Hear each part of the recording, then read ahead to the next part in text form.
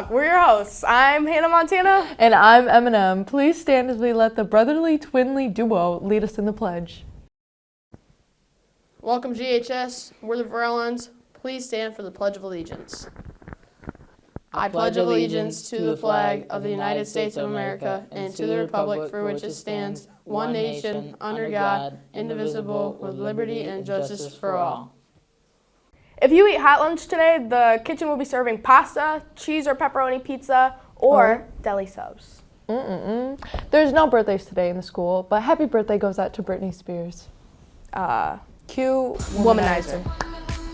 Just an FYI, the library is going to be closed on Monday due to a blood drive. If you're interested, please contact Mr. French or an NHS member. Contact Emily Heyer, Yeah! Contact me! NHS member. Here are the last of the Ford Field selfies. Hopefully you got to see yours. Today at 6 o'clock, the girls' JV and varsity basketball team have their first game. JV starts at 6 p.m. and varsity will follow JV. The Jammy Jam Christmas dance is tonight after the varsity game from 9 to 11. Admission is 5 canned goods or unwrapped toys. You're going to that, aren't you? Yeah. Heck yeah. I'm not. Yeah, because you're boring. I'm not jammed. You got no jammies for your jam? Here's our Cut Above the Rest award for November. Congratulations to our winners.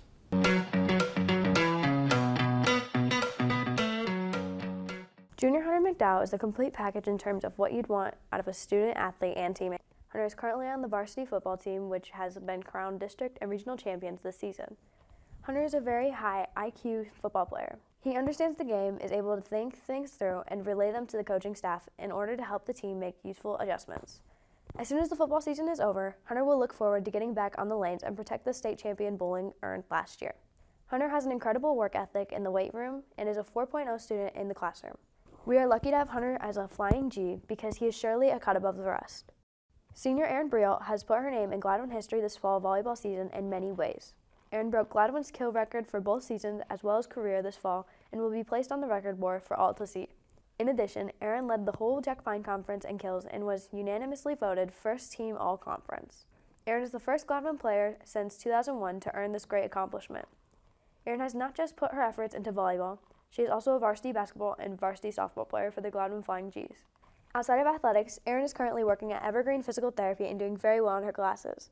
We are excited to see what Erin can do both on the court and diamond for the rest of the school year and have no doubts she will do great things as she leaves Gladwin High School to attend college. Check the record boards. Erin is a cut above the rest.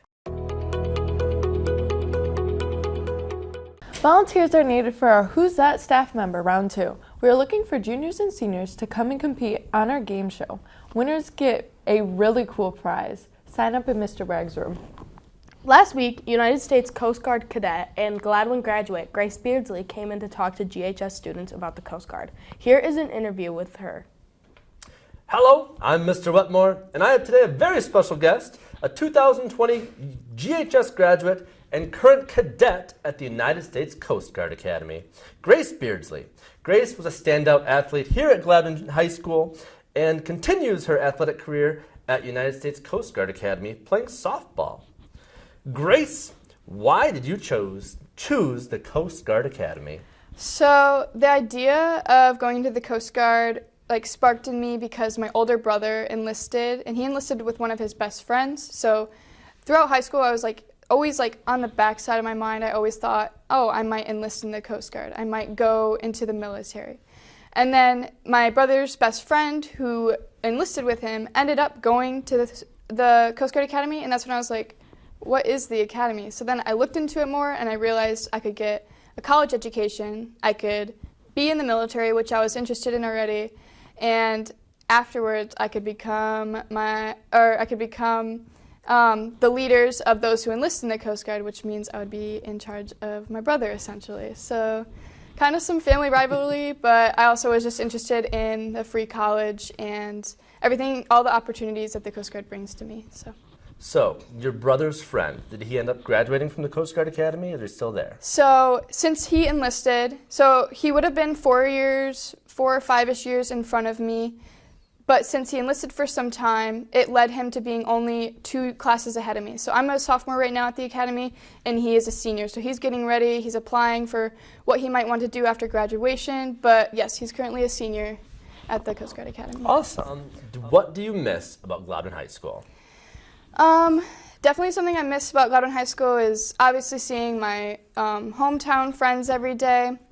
I miss playing multiple sports at the academy. I played just softball, and I spent a lot of my time on just softball, but I miss like having that change throughout the year from cross country and volleyball to basketball to softball. So I get less experience like athletic wise, and that's something I miss, but yeah.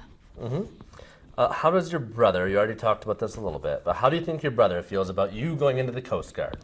So yeah, like I mentioned, my older brother enlisted, and the academy produces officers, and officers are higher ranking than enlisted. So when he found out that I was training and in school to become an officer in the future, I don't think he was too happy. He doesn't mention it, he doesn't talk about it, all he talks about is how officers are stupid.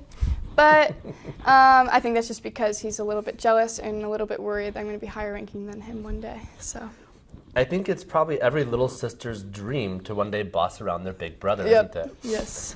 What does a schedule on a typical day in the Coast Guard Academy look like for you? So every day is a little bit different. It depends on if we have any scheduled morning trainings, but like every Monday is the exact same, and the Mondays are the worst days, so I'll talk about those days. So Monday morning, we have a 6:20 in the morning formation, so we have to be up in uniform and ready for the day by 6:20.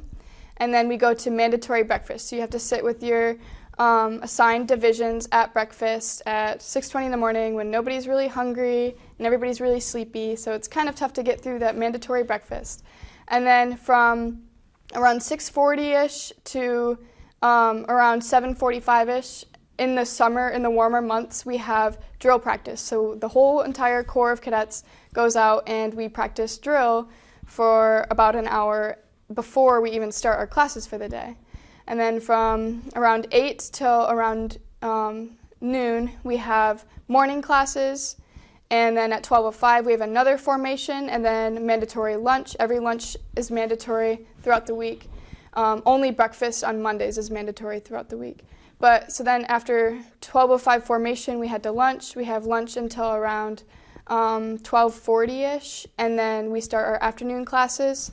And then when afternoon classes end, we go to sports period. Everybody's obligated to play a sport or be in a club.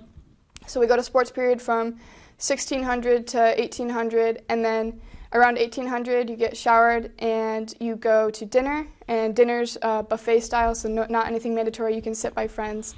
And go to dinner for however long you want, and then from then on you do whatever homework or study for whatever exams you might have the next day, and then you go to bed and start all over the next day.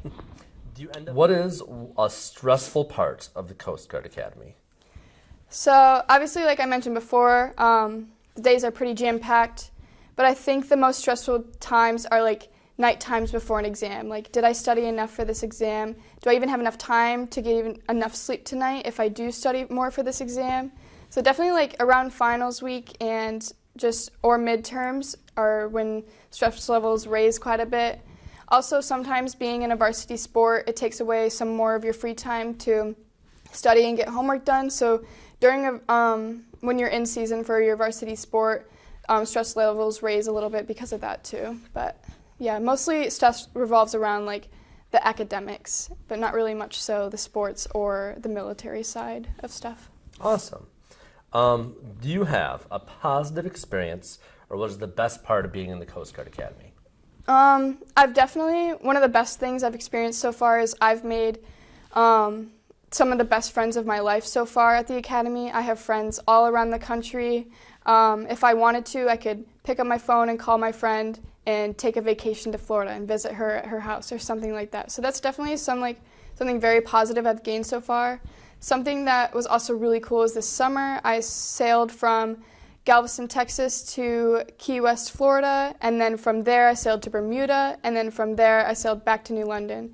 And it was a lot of work, and I had work to do on that on the vessel I was on, so it was tiring, but like being able to experience those places and see those things were pretty amazing. So. That is super cool. Have a great day, GHS. Thanks for watching Hawk Talk on GTV. Caw-caw!